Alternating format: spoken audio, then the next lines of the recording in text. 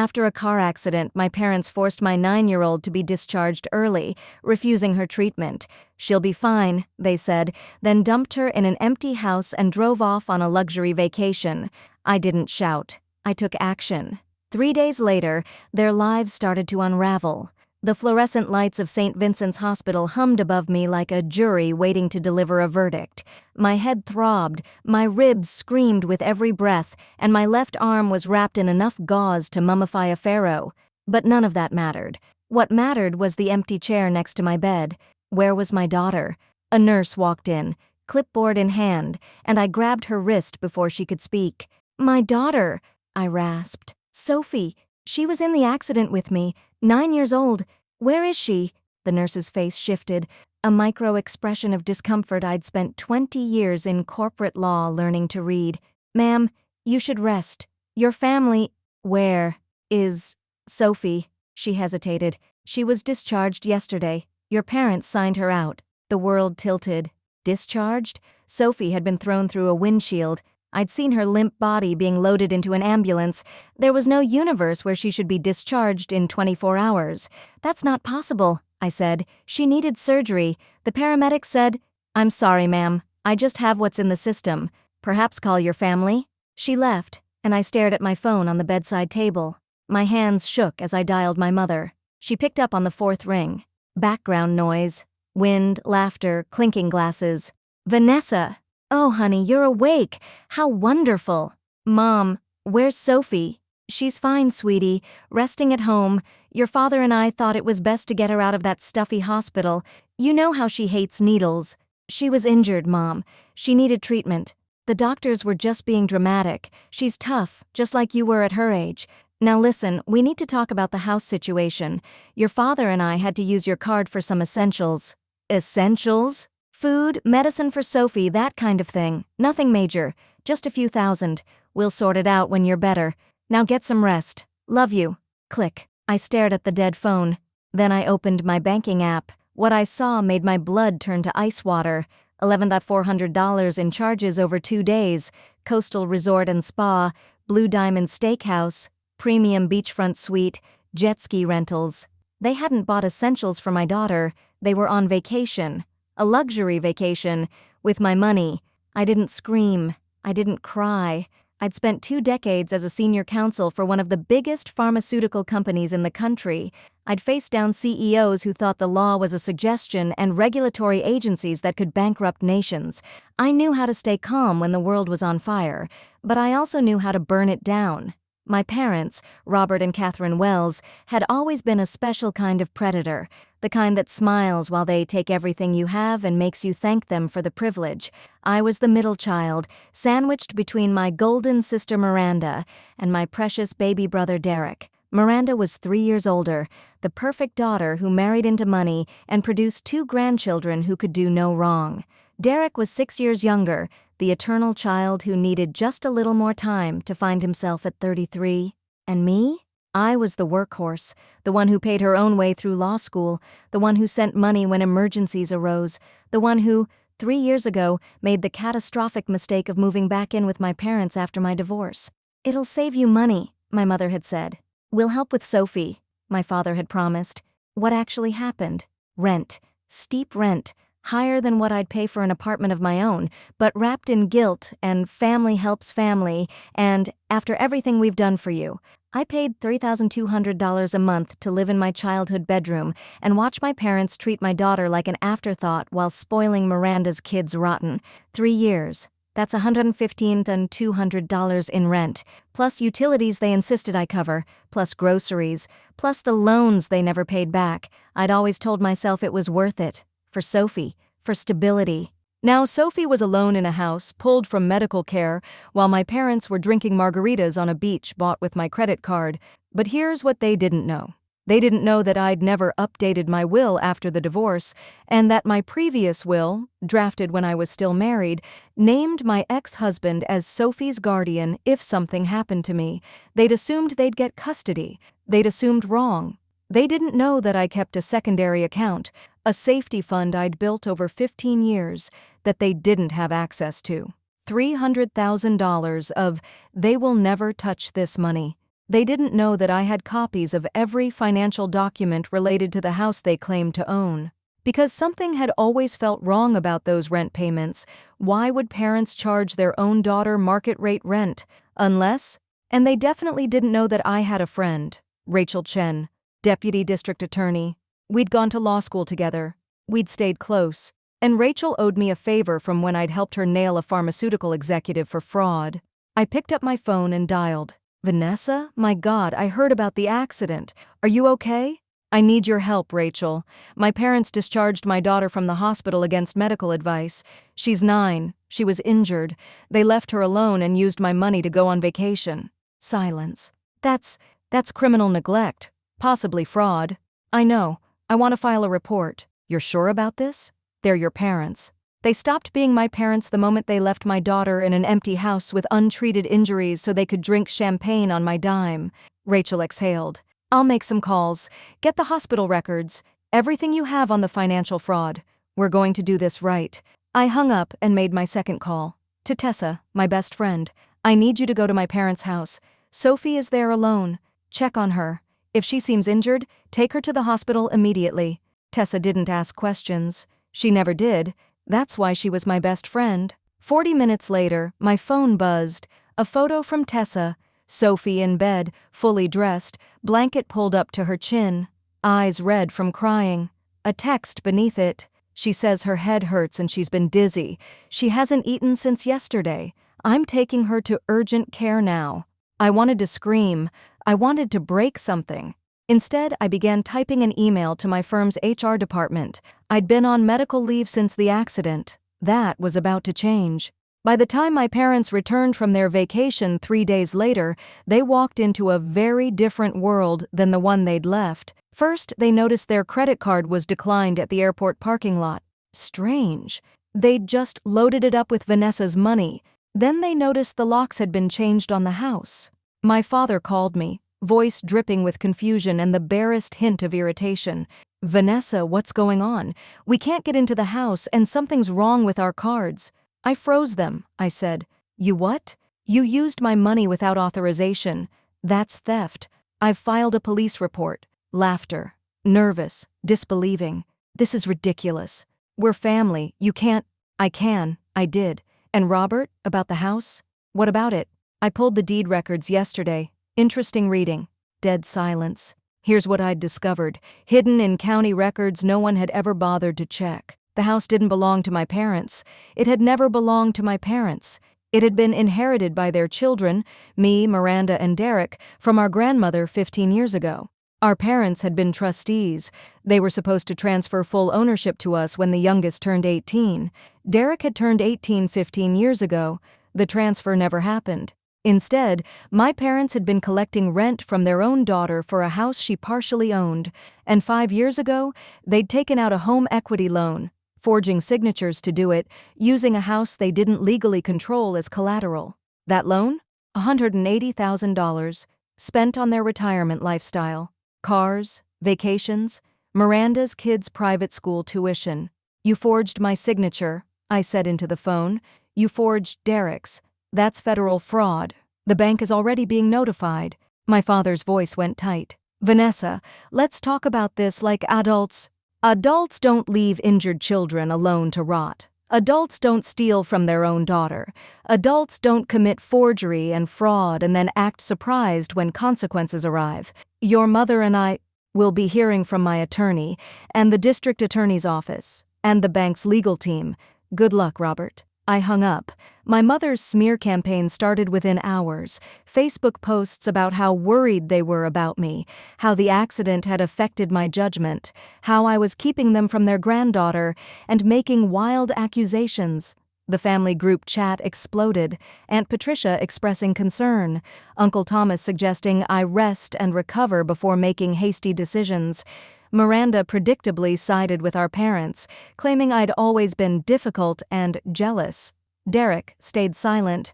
I'd sent him the documents privately, the forged signature that was supposed to be his, the equity loan that had stolen from his inheritance too. He was processing. I didn't respond to any of it. I didn't need to. I had something better than social media arguments. I had evidence. The following Monday, I walked into the offices of Kellerman and Associates with a USB drive containing everything: bank records, hospital records, deed documents, forged signatures, audio recordings of my parents' phone calls. We lived in a one-party consent state. I'd known that might come in handy someday. Martin Kellerman was the most expensive real estate and inheritance attorney in the state. He was also the one who'd helped me draft my will years ago. He owed me nothing, but he took the case anyway. "This is remarkable," he said, flipping through documents. "They've been charging you rent for your own property for 3 years. That's approximately $115,000 in unlawful collection, plus the fraudulent loan. Your third of the damages there is $60,000. We're looking at serious recovery potential." "I don't care about the money," I said. "I care about my daughter, and I care about making sure they can never do this to anyone again." Martin nodded slowly. "Then let's do this properly. Civil suit for fraud and conversion, criminal referral for the forgery, that's your DA friend's territory, and a custody protection order to ensure they can never have unsupervised access to Sophie again. Can that last one be done quickly? Emergency basis. Given the hospital record showing your daughter was discharged against medical advice and left without supervision, any family court judge would grant it within 48 hours. My parents learned about the custody order on Tuesday. My father showed up at Tessa's house, where Sophie and I were staying, pounding on the door. "Vanessa, this is insane. You can't do this. We're her grandparents." I opened the door but kept the chain on. Through the gap, I could see my father's face, red, sweating, wild-eyed. "The order says you can't come within 200 feet of Sophie," I said calmly. "You're violating it right now. Should I call the police, or would you prefer to leave?" "You, ungrateful, after everything we've done." "What you've done is embezzle my money, forge my signature, commit fraud against a bank, and endanger my child. I'm not ungrateful. I'm finally seeing clearly." I closed the door. I heard him screaming outside for another 5 minutes before Tessa's husband told him the police were on their way. He left. He didn't come back. The next few weeks unfolded like a controlled demolition. First, the bank. When they discovered the loan had been secured with forged documents, they didn't just demand repayment, they launched a fraud investigation. My parents' retirement accounts were frozen pending review. The forensic accountants found that they'd been hiding assets in my mother's maiden name for years, investments and accounts they'd claimed not to have whenever they needed help from me. Total hidden assets, $340,000. Money they'd squirreled away while charging me rent and borrowing from the house that belonged to their children. Second, the criminal charges. Rachel's office moved faster than I expected. Child endangerment for leaving Sophie alone, fraud for the credit card theft, forgery for the loan documents. My mother tried to blame everything on my father. My father tried to claim ignorance. Neither strategy worked when the signatures were clearly in both their handwriting. Third, the family. Derek finally broke his silence, and he broke it spectacularly. He posted the forged signature documents in the family group chat with a single caption: "They stole from all of us. I'm done protecting them." Miranda's response was to threaten legal action against Derek for defamation. Her husband, who actually understood law, quietly told her to stop. Within a week, she'd gone silent, too. The aunts and uncles who'd lectured me about family unity suddenly had nothing to say. Funny how that works. Fourth, the house. The court ordered a sale, with proceeds to be divided among the 3 children, minus the fraudulent loan amount, which my parents were personally liable for. The appraisal came in at $820,000. After fees and the loan repayment, each of us would receive approximately $215,000. I didn't need the money. I had my career, my savings, my life, but Sophie's future just got a lot more secure. The day the sale closed, I got a text from my mother.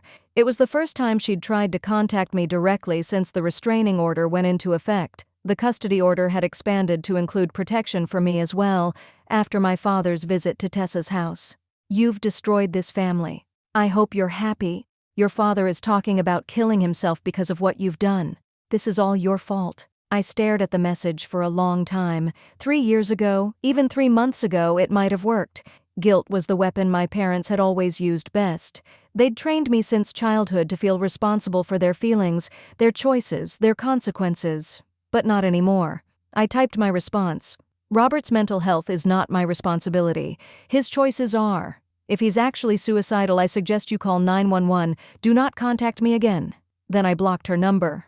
My therapist, yes, I finally started seeing one, called it breaking the trauma bond. She said most people in my situation took years to get there. I told her I had decades of practice compartmentalizing trauma from my career.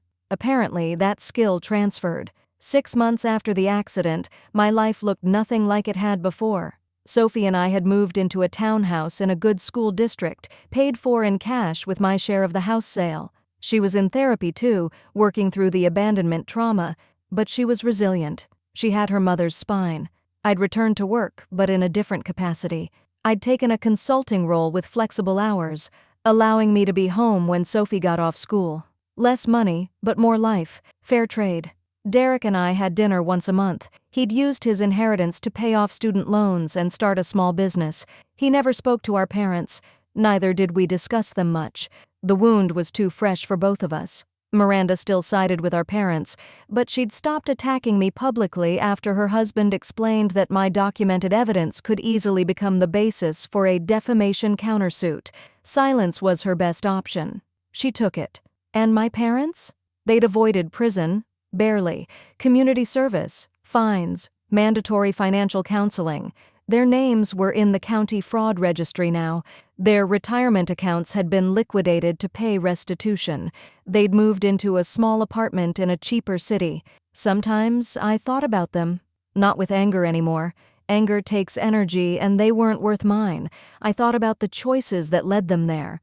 The greed, the entitlement, the absolute certainty that they could take and take and take, and the people they took from would never push back. They'd miscalculated. They'd treated me like an ATM with feelings, something to be used and then guilt-tripped into staying silent. They'd assumed their own daughter would rather suffer than cause a scene. They were wrong. The last time I saw my father was at a gas station 6 months after everything settled. I was filling up my car. He was walking out of the convenience store with a lottery ticket and a pack of cigarettes. He saw me, froze. His face cycled through a dozen emotions: anger, shame, grief, something that might have been regret. I didn't speak. I didn't move. I just looked at him. He walked past without a word, got into a rusted sedan I didn't recognize, drove away. I finished filling my tank, got back in my car, and went home to my daughter. Sophie was doing homework at the kitchen table when I walked in. She looked up, smiled, that gap-toothed grin that still made my heart ache with love. "Mom, can we have pizza tonight?" "Sure, baby. Pepperoni?"